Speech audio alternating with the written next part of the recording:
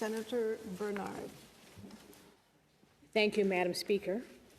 I also want to congratulate and welcome you as our Speaker. Honorable Senators, I stand today in support of Bill C-226, a national strategy respecting environmental racism and Environmental Justice Act. I want to acknowledge that we are on the unceded, unsurrendered territory of the Algonquin Nation, and I live in Mi'kmaq, the ancestral and unceded territory of the Mi'kmaq people. These acknowledgements are particularly important to me today, given this topic, environmental racism. Thank you to Elizabeth May and Lenore Zahn for your work in the other place. Thank you, Senator McCollum, for sponsoring this very important bill here in the Senate and for sharing your ways of knowing and being. It truly is a gift. Colleagues, when I talk about marginalized communities, I'm talking about groups of people who are at times physically on the margins of communities. Think about the outskirts of major city centers. You will see landfills, industry, and undesirable sites. You will also see racialized communities. When I say the name of a community to our south, Flint, Michigan, most Canadians understand the expanse of the devastating drinking water crisis impacting African Americans. Let me tell you, we have many Flint, Michigans right here in Canada, many of whom are still living under conditions that are killing them. One of the most widely known examples of environmental racism of a marginalized community in Canada is the story of Africville. Senator Klein talked about Africville in his speech on this bill. Let me add a bit more. Africville was a vibrant community of African Nova Scotians.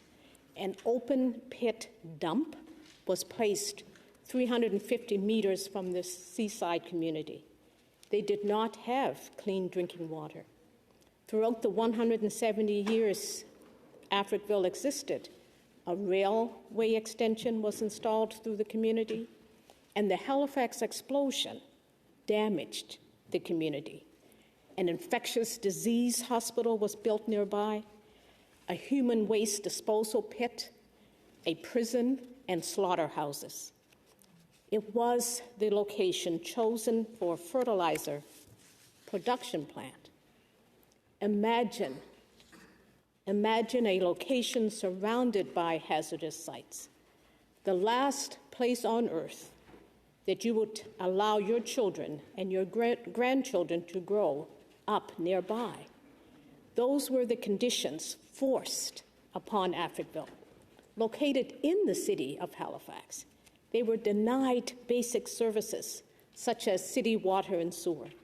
Instead of providing services, the city chose to relocate the residents of Africville.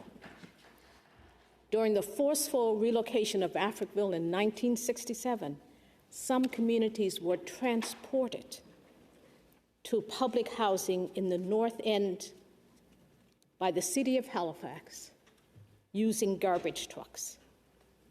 If that doesn't show you how African Nova Scotians were seen by government, I don't know what would. To this day, I hear of anecdotal stories about the staggering number of former Africville residents who have died of various forms of cancer.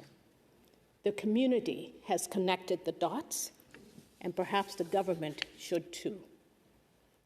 My gratitude goes to the fierce community activists and advocates who have been mobilizing for decades to protect the health and safety of their communities. African-Canadian professor Dr. Ingrid Waldron published a book called There's Something in the Water that reveals one of Nova Scotia's hardest and most shameful truths: the pervasive nature of environmental racism against Mi'kmaq and African Nova Scotians. This book was used to create a documentary highlighting the devastation of racialized Nova Scotians. The film brings the viewer through the African Nova Scotian community of Shelburne with local advocate Louise Dalal, who lists the people who have died or are ill with lung cancer and multiple myelomas.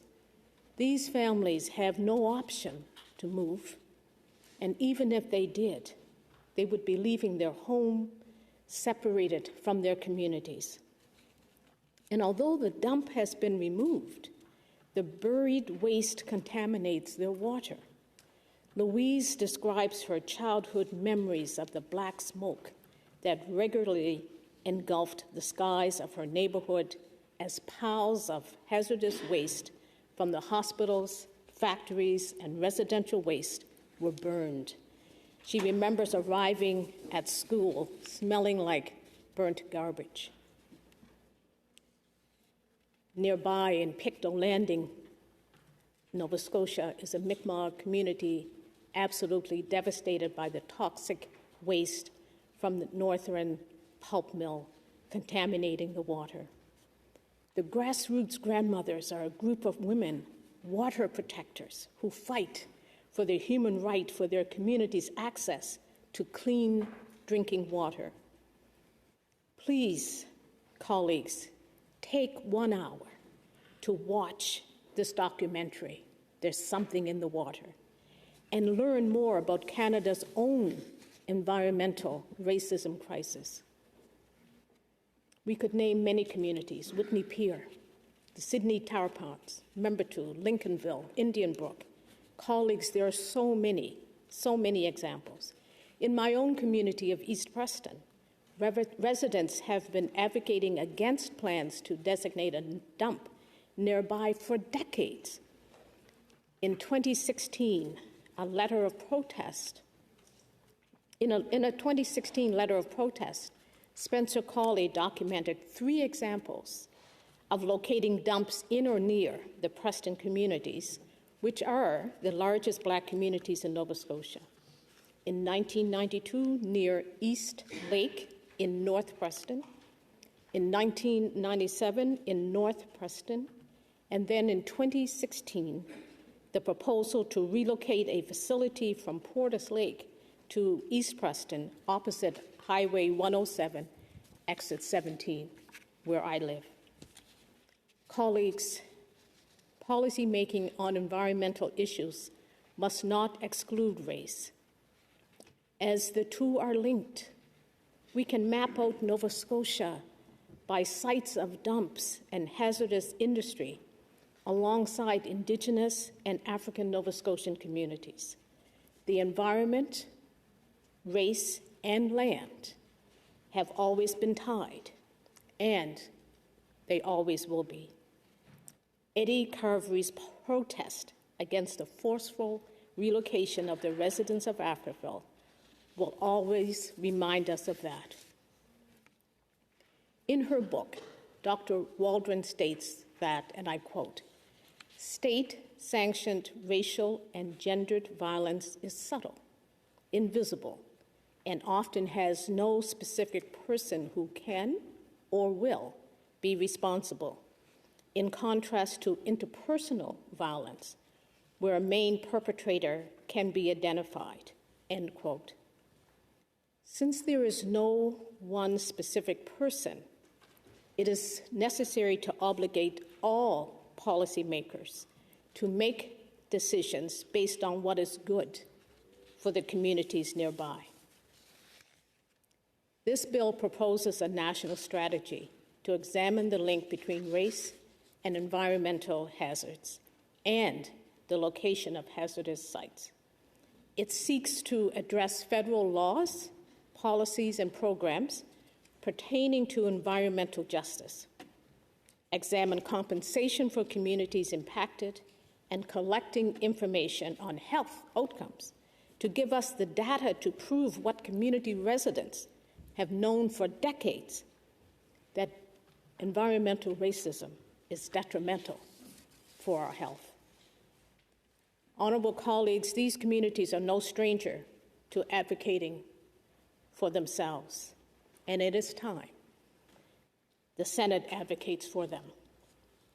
Environmental racism is a great example of colonization doing its job, wiping out Indigenous and Black people in Canada.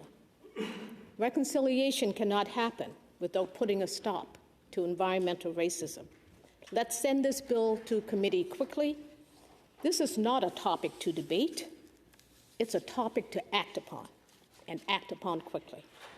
We are ready to make policy solutions that will save the lives of some of the most marginalized people in Canada. Thank you. Asante.